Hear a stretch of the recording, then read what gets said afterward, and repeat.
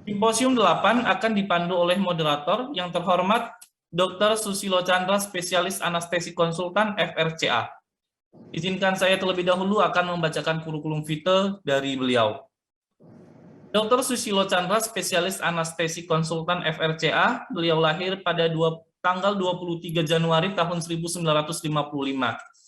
Saat ini beliau bekerja sebagai staf Departemen Anestesiologi dan Terapi Intensif di Rumah Sakit Cipto Mangunkusumo dan Pendidikan Dokter Fakultas Kedokteran Universitas Indonesia.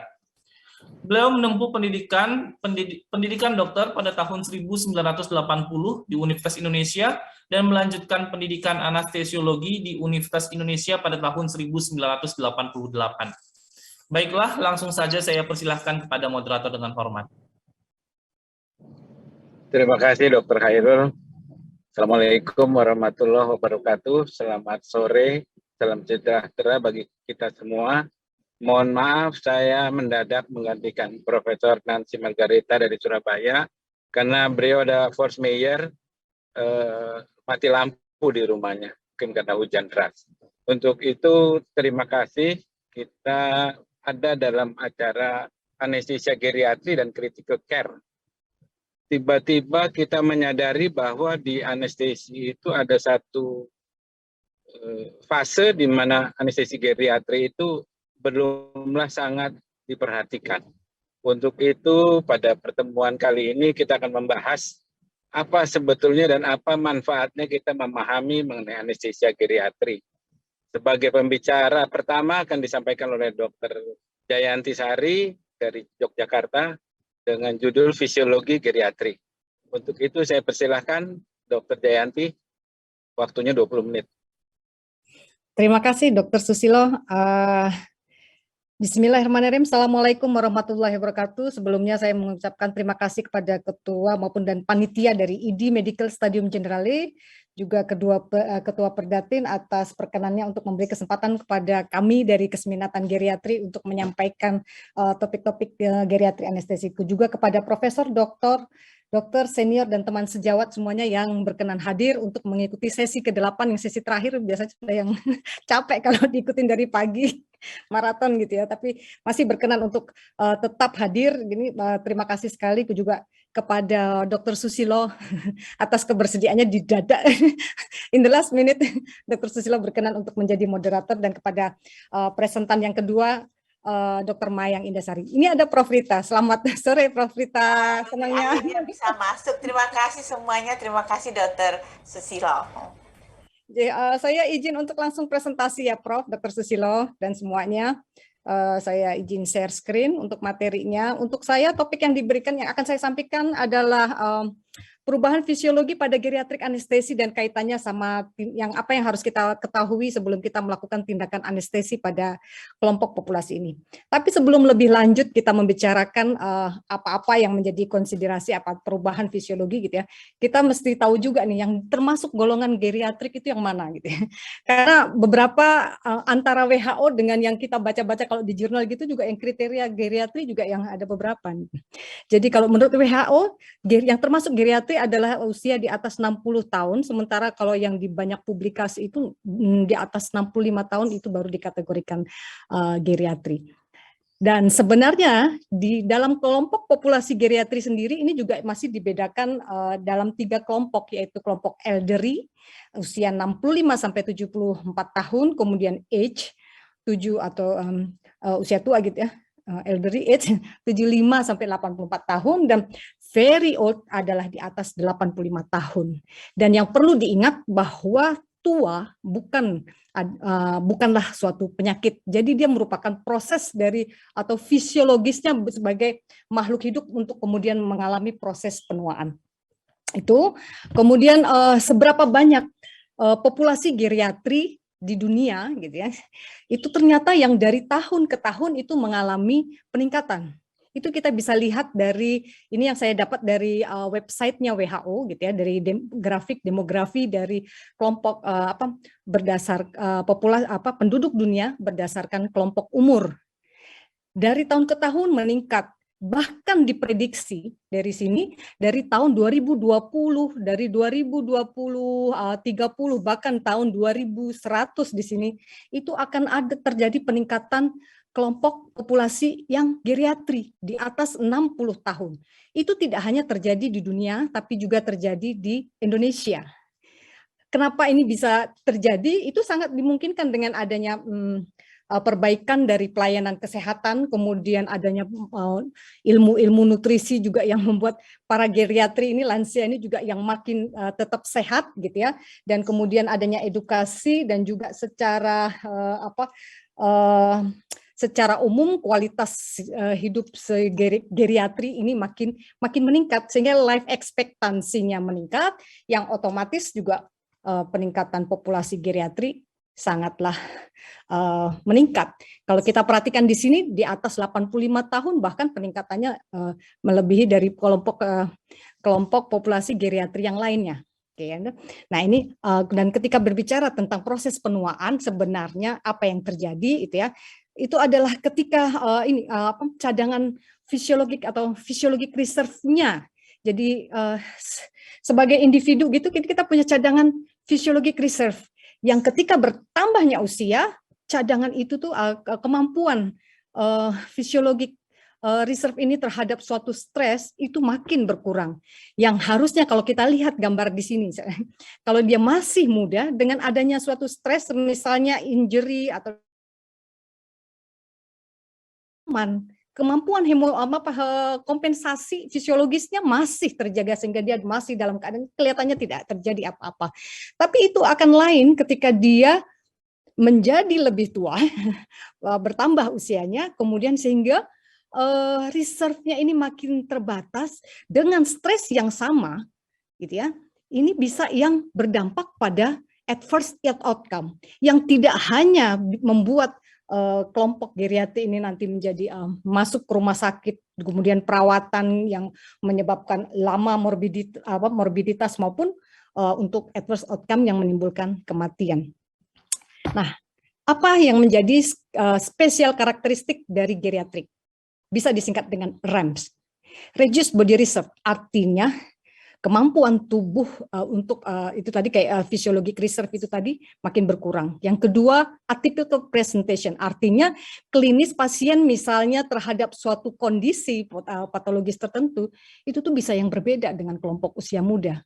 Misalnya kalau saya lihat itu infeksi geriatri itu enggak mesti kalau dewasa, kalau manusia umur di bawahnya gitu ya, dewasa, infeksi demam itu bisa yang sangat lazim, tapi kalau pada geriatri itu bisa aja yang gejala infeksi misalnya yang demam ini tadi nggak muncul. Kemudian multiple patologi, karena penurunan fisiologis hampir semua organ mengalami penurunan, maka muncul pula patologi-patologi yang multiple pada geriatri ini. Akibatnya tidak hanya sekedar satu komorbid, tapi banyak komorbid yang kadang-kadang, bukan kadang ya Prof. Dokter, tapi masing-masing komorbid ini ataupun masing-masing proses patologi ini juga yang mengandung suatu paket terapi sehingga risiko poliformasi pada pasien geriatri juga tinggi. Belum lagi ada keterbatasan ataupun kendala dalam berinteraksi secara sosial. Nah, ini adalah dari satu jurnal yang mencoba meneliti tentang kejadian mortalitas pada kelompok usia geriatri. Ternyata dari pengamatan dalam 1 tahun, bahkan di sini ada yang diamati selama 3 tahun, bertambahnya usia, makin dia tua, ternyata merupakan faktor risiko untuk terjadinya mortalitas. Apa yang menjadi faktor risiko mortalitas secara lebih detail disampaikan di situ, status fisik asa, kemudian tindakan operasi, coexisting disease yang ada pada pasien geriatrik termasuk severity-nya, kemudian modal awal dia sendiri, entah itu status fungsional, nutrisi, bahkan dia berada dengan masih tinggal bersama keluarga atau dia tinggal sendiri, itu juga merupakan faktor risiko terjadinya mortalitas pada pasien-pasien geriatri yang menjalani operasi. Nah, penyebab tingginya insidensi mortalitas dan morbiditas, yang pertama bisa kita secara lebih singkat lagi adalah peningkatan pre-existing disease. Yang kedua adalah karena penurunan fungsi fisiologi reserve. Kemudian yang ketiga adalah tanggung jawab kita sebagai health provider, kalau di bidang kami adalah anestesi provider gitu ya, adalah kurangnya pengetahuan untuk bagaimana kita memberikan tindakan anestesi khususnya pada pasien geriatri ini.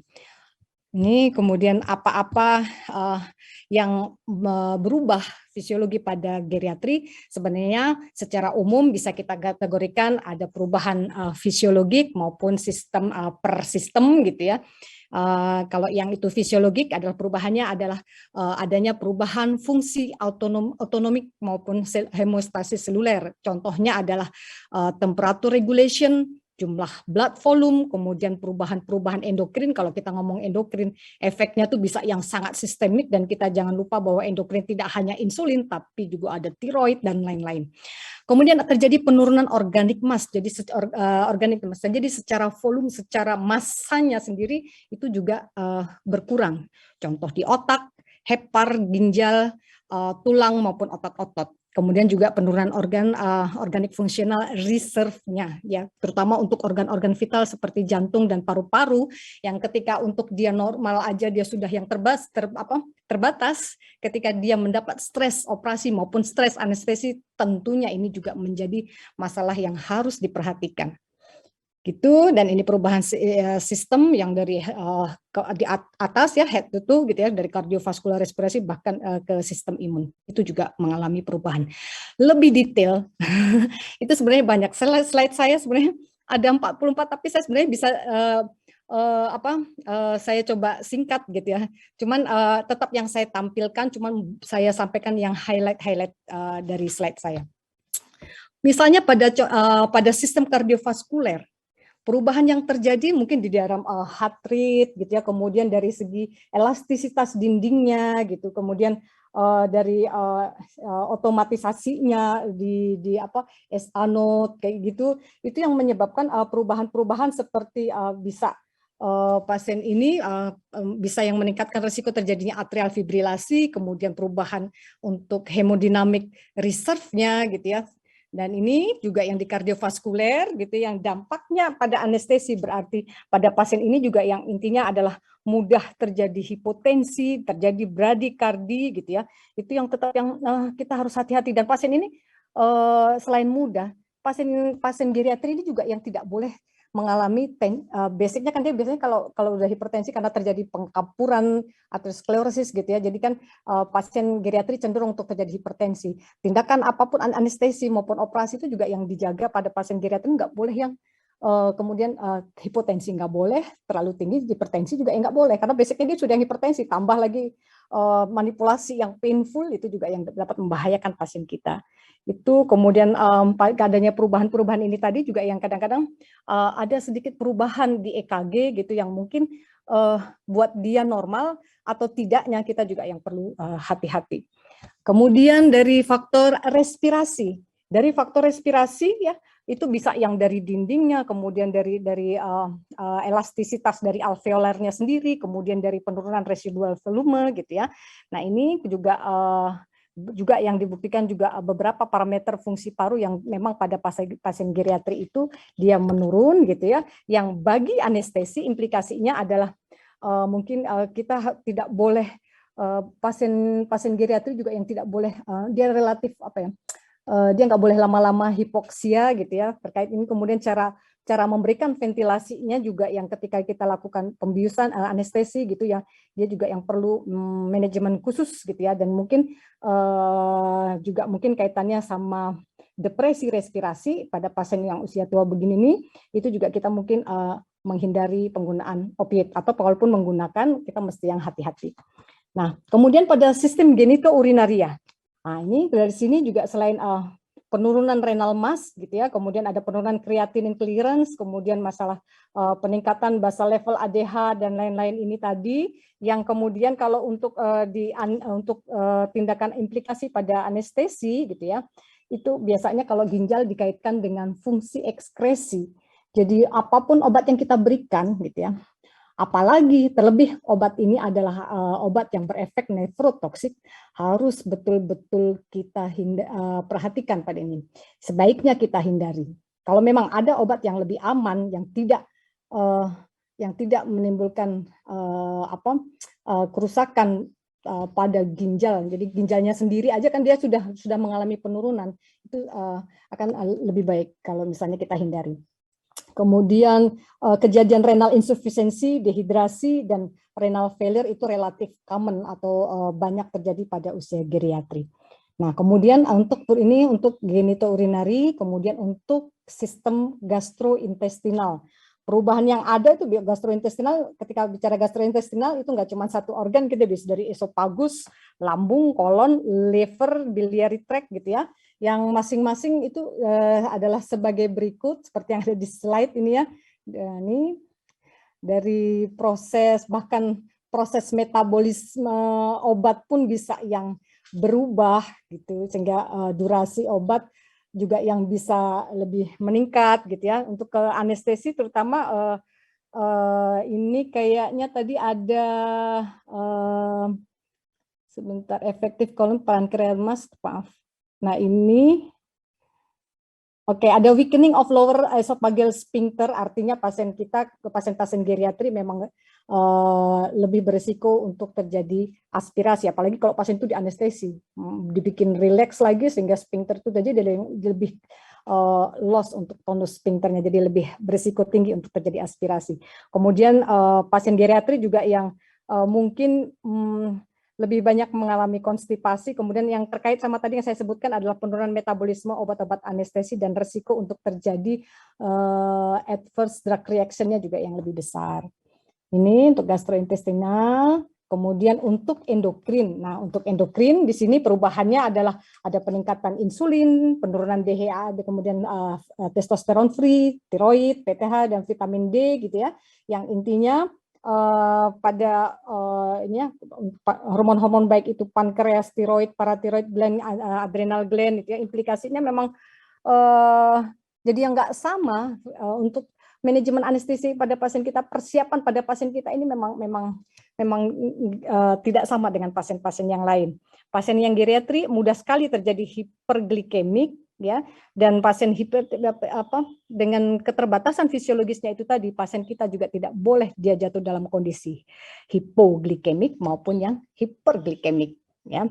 Itu kemudian untuk muskuloskeletal termasuk kulit gitu ya, itu dari sini untuk implikasinya ke anestesi adalah mungkin lebih mudah lecet, luka gitu ya, kemudian mudah untuk terjadi fraktur, dan kalaupun fraktur dikoreksi gitu ya, operasi, penyembuhannya juga yang lebih lama. Jadi dalam tindakan anestesinya juga yang kita lebih berhati-hati, kemudian terutama pada operasi-operasi juga yang pasien-pasien itu kan ada yang posisi operasi nggak hanya supine gitu ya, perubahan posisi itu kita juga yang harus hati-hati, kan ada lebih mudah risiko terjadinya fraktur. Kemudian untuk ini bone and joint sama ya, kemudian ini untuk yang di kulit gitu ya, kulit juga begitu, ada perbedaannya, ada perubahannya. Kemudian untuk yang di hematologik ya, di ini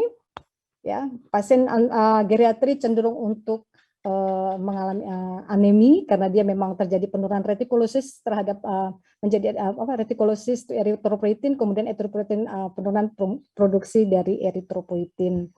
Kemudian untuk di nervous system, perubahan fisiologik yang terjadi ini, jadi itu implikasi yang untuk anestesi, jadi yang makanya itu sebabnya pasien geriatri itu kadang memang lebih sulit kita untuk berkomunikasi, kemudian tidak kooperatif atau kurang bisa berkooperatif, juga koordinasi.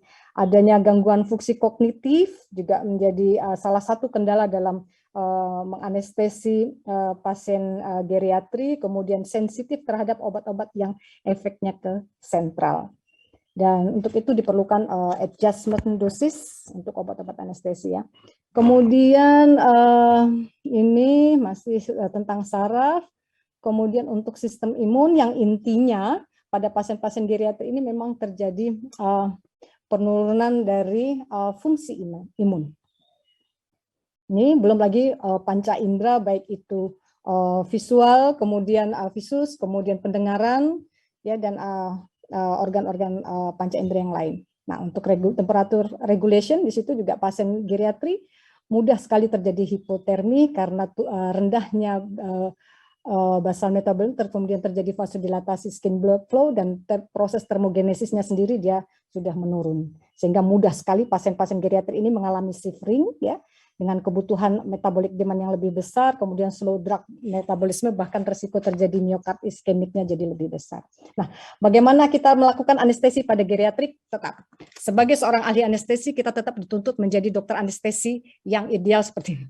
Kayak dibalik gantengnya dokter anestesi ataupun cantiknya dokter anestesi, sebenarnya mereka mempunyai kewajiban, mempunyai tanggung jawab yang besar. Head to toe. Mata harus pandai, mata itu mesti yang bisa melihat, mengamati, memonitor, mendeteksi gitu ya, 360 derajat.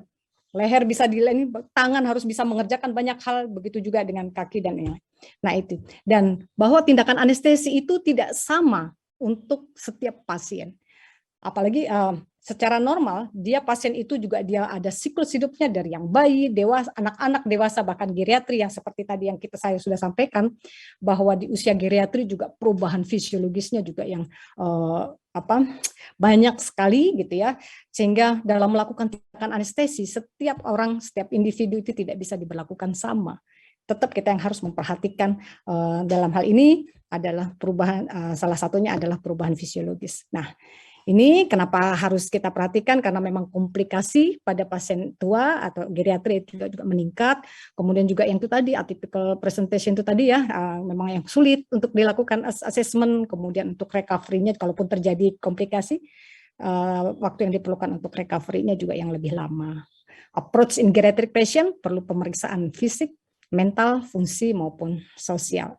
Nah, ini adalah misalnya aja ya, bagaimana teknik anestesi itu ternyata mempengaruhi mortalitas dan outcome. Dari sini teknik ya secara umum sih memang tidak ada tipe anestesi yang direkomendasi. Jadi memang kembali lagi ke pasiennya. Dia berada di kondisi yang bagaimana, tindakan apa yang akan diberikan, tindakan anestesinya tinggal mengikuti aja. Jadi outcome itu dipengaruhi banyak faktor. Ini angka-angka ini juga yang secara umum bahwa anestesi umum itu tidak meningkatkan risiko sebenarnya. Kembali lagi ke dokter anestesinya, bagaimana dokter anestesinya itu juga mengenali pasiennya. Ini dan sebagai kesimpulan, pasien geriatri itu unik. Namun demikian uniknya dia itu risiko untuk terjadinya morbiditas dan mortalitasnya tinggi karena adanya pre-existing disease atau biasanya dia juga yang disertai komorbid, kemudian ada karena itu juga yang disebabkan adanya penurunan physiologic reserve-nya. Sehingga kita sebagai tantangannya sebagai dokter anestesi gitu ya, untuk di geriatrik memang yang harus mengenal sekali pasien-pasien kita itu tadi, tidak bisa disamakan. Untuk di geriatrik dengan keterbatasan ada, bukan berarti kita kemudian terlena menerapkan hal yang sama pada pasien ini. Justru kita ditantang untuk lebih hati-hati menyesuaikan dengan kondisi yang ada. Oke, ini referensi yang saya gunakan. Terima kasih dan alhamdulillahirabbil alamin. Saya kembalikan kepada moderator.